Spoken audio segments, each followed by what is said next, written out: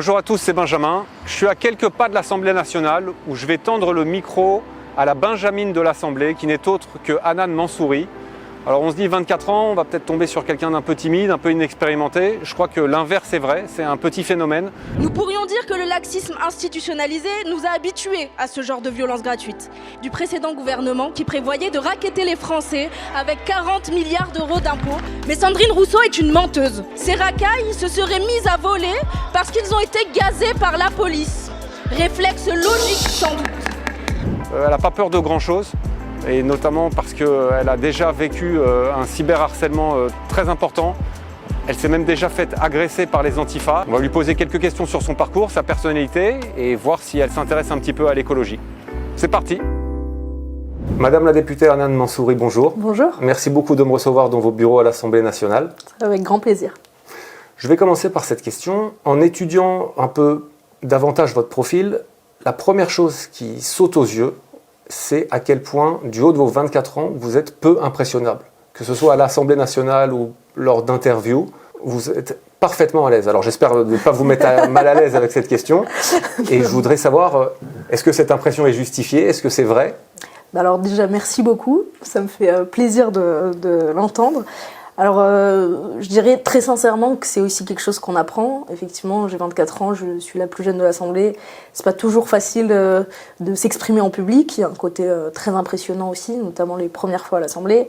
Mais à force de répéter l'exercice, on va dire, on apprend de plus en plus à être à l'aise. Et surtout, et c'est ça qui me permet de réussir à parler facilement devant des personnes et aussi sur des plateaux, c'est que je crois profondément ce que je dis.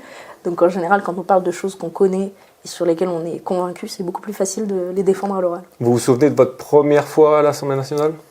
Oui, ma première prise de parole, c'était pour une question au gouvernement qui concernait Philippine, la jeune femme qui a été tuée par une personne sous OQTF. Donc j'avais justement demandé au ministre de l'Intérieur comment est-ce que la France pouvait arriver à ce type de situation-là. Et oui, je me rappelle avoir été très stressée avant de monter en tribune. Mais une fois qu'on est lancé et qu'on parle du sujet, on est vraiment imprégné par ce qu'on dit. Et donc on se détend un peu. Par contre, j'ai vu que vous aviez fait perdre son sang-froid à Sandrine Rousseau. Oui. Mais Sandrine Rousseau est une menteuse. Le sujet des retraites a déjà été abordé en commission. Et oui, l'UDR a proposé une dose de capitalisation et la gauche a voté contre.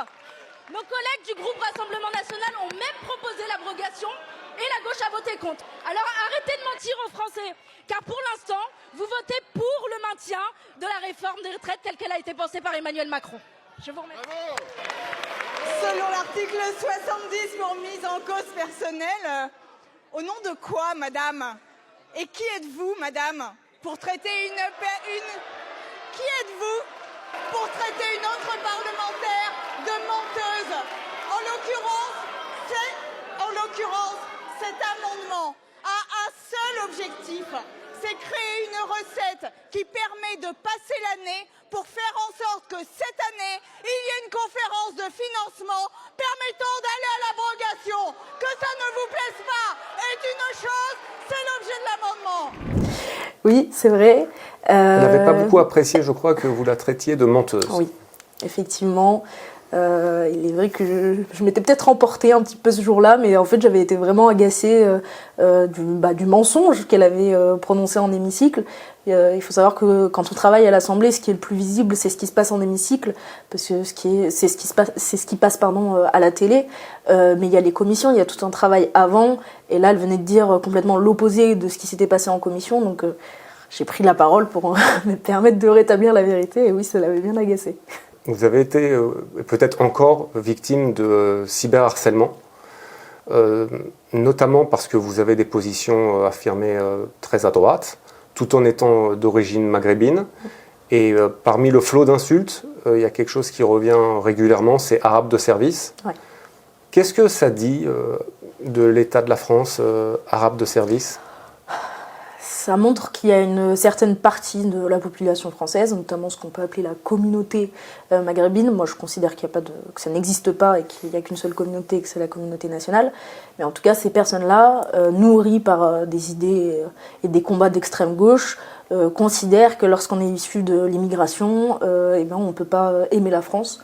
Moi, j'ai mes parents, effectivement, qui sont d'origine marocaine, et pour autant, je suis née en France. Mon pays, c'est la France, je l'aime, et je me bats pour qu'on vive dans un environnement qui soit agréable pour tous. J'ai aucune honte de le dire.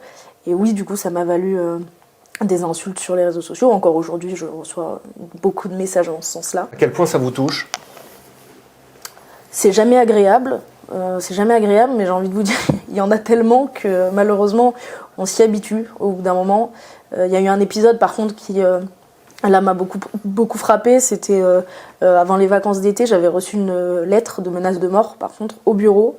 Donc mes collaborateurs l'avaient vu aussi, me disant qu'on allait me faire une Samuel Paty parce que j'avais critiqué le régime algérien.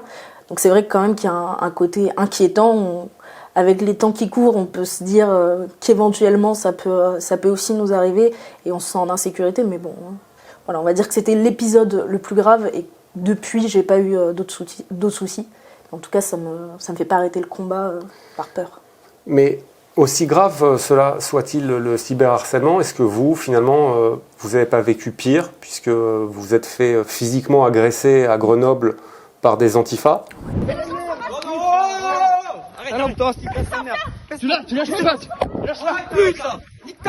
J'ai vu donc que vous étiez avec des amis, c'est en 2021 ? C'était en 2021. 2021 ou 2022. C'était à l'époque des présidentielles. Oui, donc c'était 2022. Oui, je sortais d'un bar avec des amis et des antifas étaient dans le bar d'à côté. Ils nous ont reconnus et nous ont suivis dans une ruelle, m'ont tabassé, effectivement. Ça a été très violent. Je dirais que déjà ça marque physiquement. J'étais ressortie avec beaucoup de séquelles. Et ensuite, s'en est suivi aussi un procès qui malheureusement n'a pas du tout été à la hauteur puisque j'ai pas du tout été dédommagée de ce qui m'était arrivé. Alors qu'on était certains de leur culpabilité, on savait que c'était eux qui avaient participé ? Bien sûr, parce que un de mes amis qui était présent ce jour-là avait filmé toute la scène. Les personnes en question ont été très vite retrouvées, ils ont été placés en garde à vue.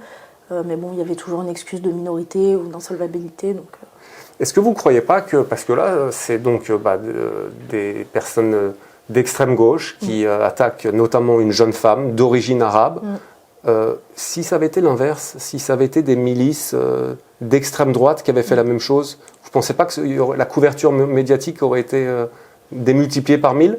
Si, bien sûr, bien entendu. L'extrême gauche arrive toujours à faire parler de ce genre de sujet-là qui arrive quasiment pas. En réalité, c'est très rare que des milices d'extrême droite s'attaquent à une personne pour des raisons politiques. Le cas le plus fréquent, c'est vraiment la gauche qui attaque des militants de droite. Ça, c'est régulier. Il y a eu cette agression physique-là, mais il y en a eu plein d'autres. Moi, quand je distribuais des tracts sur le campus de Grenoble, on était régulièrement insultés, intimidés par des gars cagoulés qui venaient sur le campus et qui nous menaçaient. Donc, et je crois que ça continue à l'Assemblée nationale.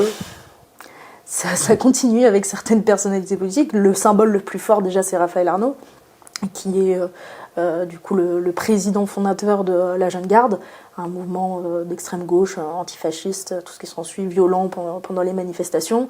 Il m'est déjà arrivé aussi de me faire menacer par Raphaël Arnaud sur le ton de l'ironie, mais bon, moi je le prends très sérieusement vu que ça m'est déjà arrivé quand même. Et vous refusez pourtant la victimisation, ça c'est quelque chose pour vous qui revient régulièrement ? Bien sûr, parce que se victimiser, c'est dire qu'on abandonne, qu'ils ont gagné, que leurs menaces et leurs tentatives de nous faire peur ont réussi, donc c'est pas du tout ma mentalité. Je voudrais à présent aborder la question de l'écologie, puisque c'est un sujet qui me tient à cœur, et qu'on le veuille ou pas, l'urgence climatique est un sujet qui préoccupe beaucoup de Français. Vous êtes très jeune. Est-ce qu'il vous arrive de partager ces préoccupations ? Oui, c'est sûr que c'est un sujet qui parle aux Français, notamment aux jeunes. Moi, ma génération, c'est celle des manifs pour le climat. Je me rappelle que quand j'étais au lycée, j'avais beaucoup de camarades de classe qui allaient manifester parce qu'ils étaient touchés par cette cause-là. C'est indéniable. Aujourd'hui, il y a quasiment une unanimité sur le sujet. Maintenant, le problème, c'est aussi que c'est un sujet qui a été récupéré par une certaine classe politique, notamment les écologistes, les Verts, qui en font tout un programme politique. Et moi, je crois que l'écologie, ça concerne des sujets très vastes. Ça ne peut pas être la composante principale d'un parti politique parce qu'il y a énormément de choses qui agissent, qui concernent ce sujet-là. Ça peut être l'industrie, par exemple, qui est, qu'on le veuille ou non, aussi un sujet d'écologie parce que aujourd'hui, le parti Les Verts fait tout pour désindustrialiser la France. Là où moi, je crois qu'au plus on aura d'industrie de proximité, au moins on aura besoin d'importer d'éléments. Il y a le sujet aussi de l'énergie. On a une politique, en tout cas des gouvernements successifs, qui ont fait énormément de mauvais choix, ou en tout cas qui n'ont pas réussi à planifier, à avoir une vision claire de ce qu'on voulait pour l'énergie dans notre pays. Donc voilà, c'est tout un tas de sujets qui se regroupent. Mais vous dénoncez, à mes yeux, à juste titre, l'instrumentalisation de l'écologie par l'extrême gauche, qui la rend donc répulsive pour certains. Ouais. Mais est-ce qu'on ne peut pas également blâmer la droite de globalement délaisser les thèmes climatiques, environnementaux ? Je crois que la droite a une part de responsabilité, c'est vrai. Maintenant, dans les actes, ou en tout cas dans ce qu'elle a toujours proposé, encore une fois, quand on parle de réindustrialisation, c'est un sujet dont la droite parle depuis un long moment et qui a un impact positif sur l'environnement.